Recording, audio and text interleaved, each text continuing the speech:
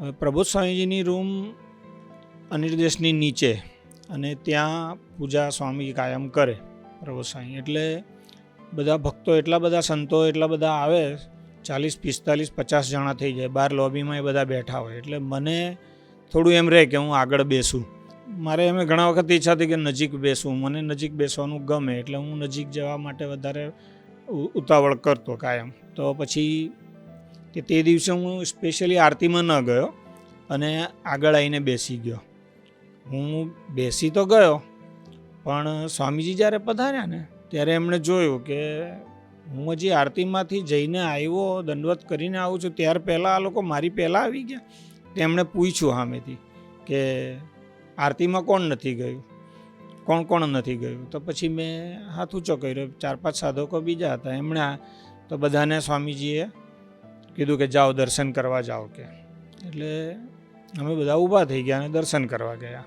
પછી એમણે એવું કીધું કે ઠાકોરજી પાસે ન ગયા હોય ને તો અહીંયા આવવાની જરૂર નથી. કે આપણે ઠાકોરજીના દર્શન કર્યા વગર કોઈ બી આવે ને તો એને ના જ પાડી દેવાની, ઠાકોરજીના દર્શન પહેલાં. પછી અમે દર્શન કરીને આવી ગયા અને આવીને બેઠો તે હું દંડવત કર્યા વગર પાછો આવી ગયો હતો. એટલે એ જાણી ગયા કે આ ઉતાવળમાં ગયો છે ને ઉતાવળમાં આવ્યો છે. એટલે તરત જ મને પૂછ્યું, દંડવત કર્યા?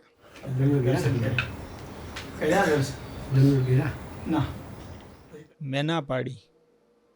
તો મને કે જાઓ કે દંડવત કરી આવો. મેં કીધું પછી કરી આવીશ. તો કે ના, હમણાં જ. મેં કીધું ના, હું પછી કરી આવીશ.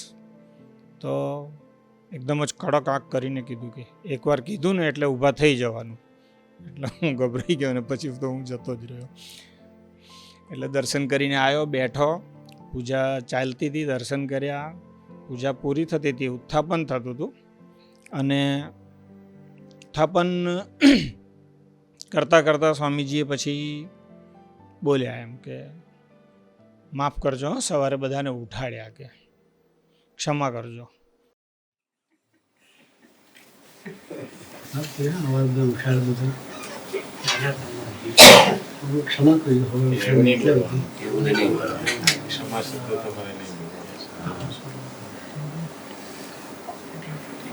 ભક્તિ વગર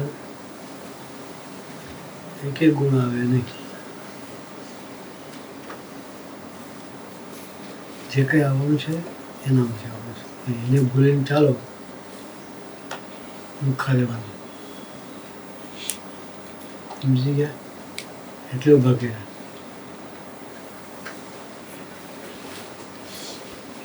દરેકમાં વિવેક જોઈએ. વિવેક એ 10મું નથી.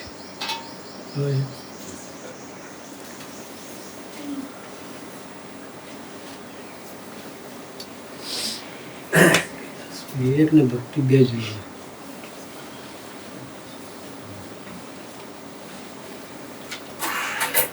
જ્ઞાન થી સંબંધ ન થાય.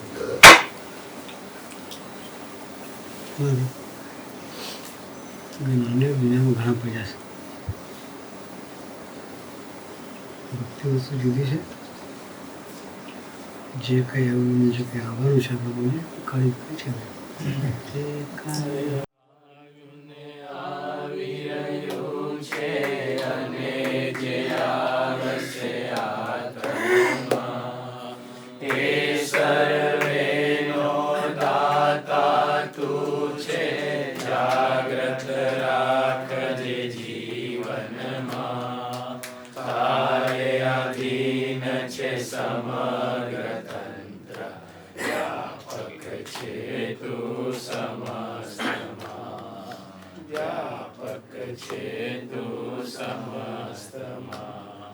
અમે તો તારું સર્જન છીએ, તું છે અમારો સર્જનહાર.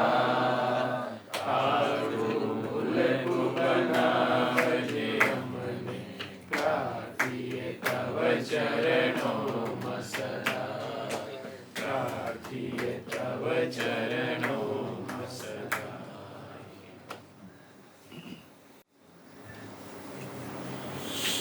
બધું એક જ જગ્યાએ થવાનું. એને બોલ્યા એટલે ગઈ ભગવાનમાંથી એને બોલ્યા એટલે ગઈ ભગવાન નીકળે. પણ એ દર્શન એમનું એવું હતું કે એમણે ક્યારેય કોઈની મોહબ્બત સારપ રાખી નથી. ઠાકોરજી માટે એમને ઠાકોરજીના દર્શન, ઠાકોરજીને પ્રથમ સ્થાન આપવું, એના માટે એમણે ક્યારેય બી પોતાનું આગવું સ્થાન નથી રાખવા દીધું. પહેલાં ઠાકોરજી, પછી જ મને પાસે આવવાનું, મળવાનું.